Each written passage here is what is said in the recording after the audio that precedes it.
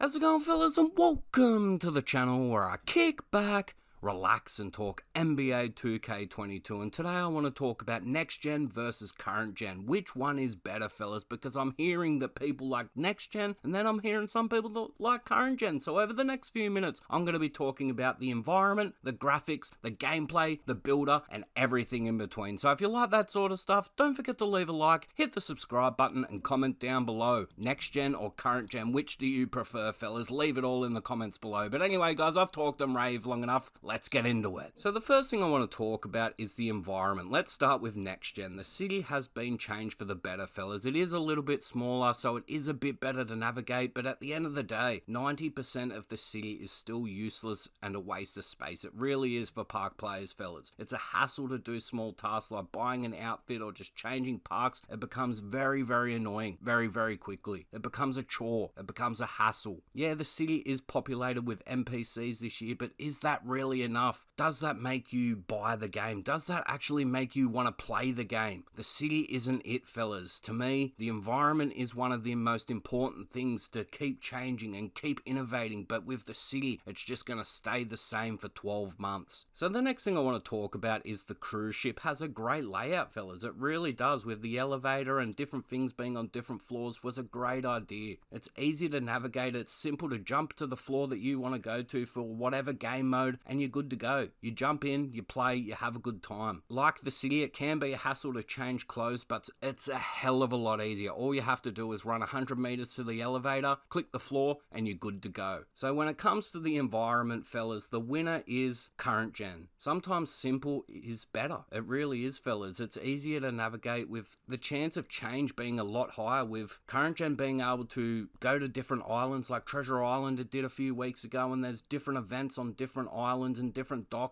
which will change the environments over time. And I have to say, current gen takes the cake when it comes to environment. So the next thing I want to talk about is the graphics. Next gen looks sweet, fellas. It really does. From the character models and the city itself, it's one of the first things that you notice when turning on next gen for the first time. It's one of the best looking games I've seen on next gen. FIFA, Call of Duty aren't as good as 2K22 next gen graphically. They're really not, fellas. It's crazy how well that they've actually done when it comes to graphics, because when you turn on a 2K game, you're never disappointed when it comes to graphics. Even when we talk about current gen, the graphics aren't that bad, but current gen can't rely on graphics like next gen. But it does a pretty good job using the old consoles. The actual ship itself looks pretty good, fellas, in the spots where you're not playing games. But it's kind of dull on the park level of the ship, but it's understandable to keep the game smooth. Like, there's no water textures. It just looks like a grey, dull background outside of the ship. But other than that, it looks pretty good, and it keeps the game running smooth. So the winner for the graphics section is next gen, fellas. It was impossible for current gen to win this section of the video. It really was, because next gen graphics are impressive, fellas, and you can see the potential of the new system, but current gen just ain't in the same ballpark. So the next thing I want to talk about is gameplay. Next gen gameplay, fellas, it does feel a lot smoother. Well, not a lot, but a little bit smoother and a little bit more responsive. And with the added new features of aggressive dunks, it just adds a little bit more. Yeah, these dunks are getting cheesier and cheesier the more I play. They just push me out of the way when I'm trying to block those shots. And a few other things along the way as well. Do they change the way we play? Not really, fellas. So pretty much everything on next gen is on current gen, other than a handful of things. Current gen gameplay just feels the same as all 2Ks, fellas. If you've played 2K20, 2K21, it just feels the same with the builder and everything in between. And to be honest, on current gen, the gameplay wise, there's just not enough to make me want to keep playing and playing and playing, except for the builder. So the winner when it comes to gameplay is next gen, fellas. This is literally a coin flip. It's a basketball game at the end of the day, so there is not a lot of difference between the two games. There really isn't. But next gen does feel a little bit smoother and a little bit more responsive, but both games are very, very similar. As I said, fellas, this was a coin flip and I went next gen. So the next thing I want to talk about is the builder. The next gen builder was new and exciting, fellas. It was. I'll have to admit, jumping on it for the first time, finding out the new things was exciting, but we've used it for a month or so now and it's broken. It's fucked, fellas. It really is. Already we have the same lineups and it's only been out for a month Every single game, the same lineup with the same builds, just a different name. There's no difference between a two-way shot creator and a two-way offensive threat. It's the same bloody build with a different bloody name. So now let's talk current gen builder. Yeah, it is old, fellas, it really is, but at least it works. It creates a little bit of variety. It's not a lot, but at least it's something. Restricting players to create balance isn't a bad thing, fellas. This builder worked for years. It was fine. Yeah, it's good to have something new and exciting, but when something works, why change it? I just don't understand. And the new builder just ain't working, so maybe it's time to go back to pie charts for both games. And it doesn't take a rocket scientist to figure this out, but the winner is current gen for the builder, fellas. Gameplay variety is everything for me. This creates more gameplay variety than next gen. It really does. The current gen builder is not perfect by any means, but at least it's not completely fucked. So the last thing I want to talk about is just a few final thoughts, and with the gameplay and rewards being pretty much the same, fellas, it's hard to say which is better. The one to play, you know what I mean, fellas? Because each game does certain things right and it does certain things wrongs as well. They have their positives and their negatives, in my opinion. Both games have reasons to play them and reasons not to. It's not a competition, fellas. If you have both games, there's no shame in playing both of them. But anyway, guys, I've talked and raved long enough. If you do like these rant and raves about NBA 2K22, don't forget to leave a like, hit the subscribe button, and as I said at the start of the video, comment down below, current gen or next gen, which do you prefer? But anyway, guys, I've talked and raved long enough. Leave a like, comment, subscribe, and I'll catch us later.